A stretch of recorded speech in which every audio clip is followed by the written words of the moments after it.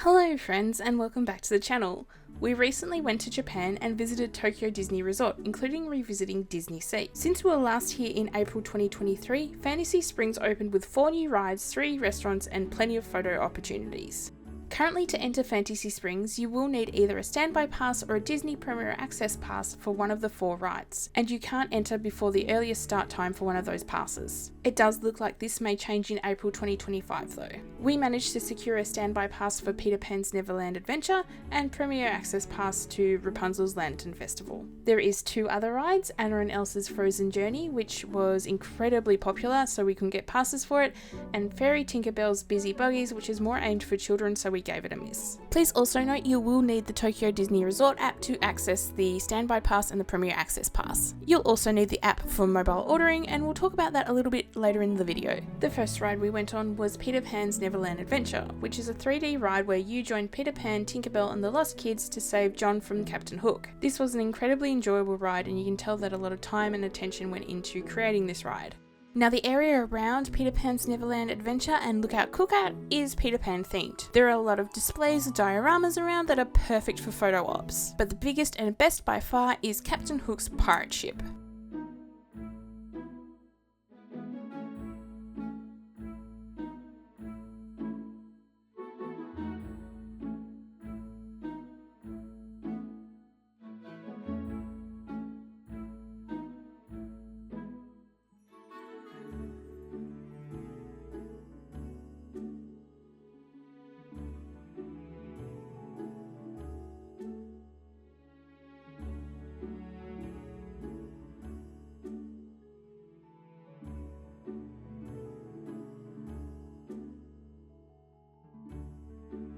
Now, after they've captured Captain Hook, obviously the Lost Kids have decided to decorate. You can wander around the ship and take a picture at the Captain Hook's desk.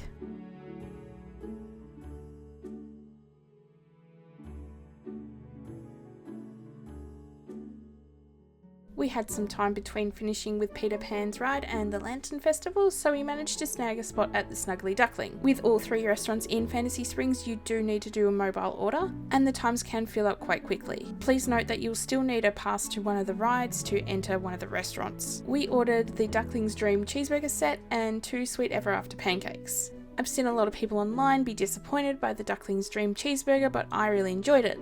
The slice of bologna, or if you're Australian, Devon or Belgium, adds a lot of flavour and the sauce is great.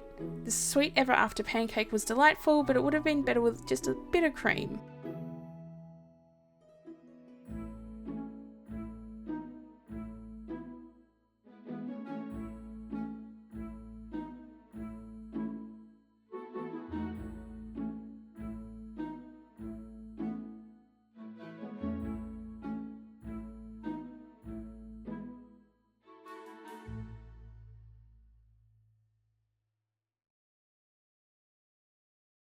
We then moved through to have a look in Arendelle, which looked amazing, but was also incredibly busy. There is a lot of photo opportunities in this area, but you will need to be patient. We were there on the last day of the Halloween event, so we saw a lot of people in costume, which was really amazing to see. We then moved through to the area in front of Fantasy Springs Hotel, which had amazing rock carvings of a lot of Disney characters, including Mickey in his Fantasia outfit, as well as Ariel and Flounder.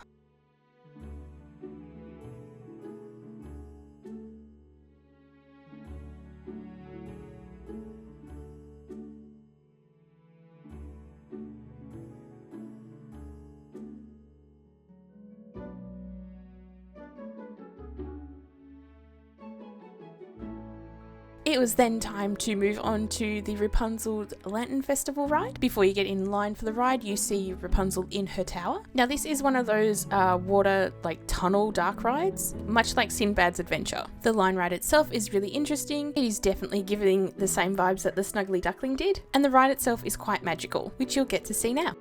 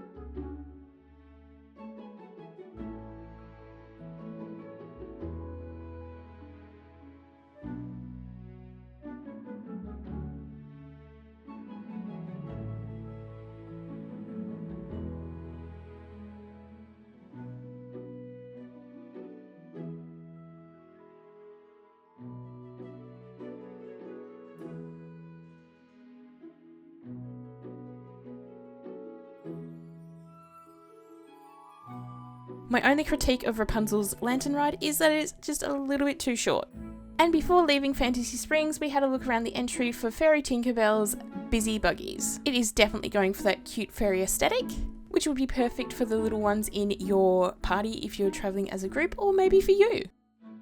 Now this trip to Disneysea wasn't just for Fantasy Springs, we had the full day, so we were like, let's catch up on some of the areas that we either missed or we sort of went past but never investigated fully. First was the Arabian coast, which was really fun to wander around, and there's also a lot of seating here too. So pro tip, if you find yourself at Disneysea needing somewhere to sit, head to Arabian Coast. There is also the Caravan Carousel and the Magic Lamp Theatre in this area. We then headed to Mermaid Lagoon and actually went into the lower level this time. This area is definitely aimed at smaller children, but it's still a lovely area to walk around.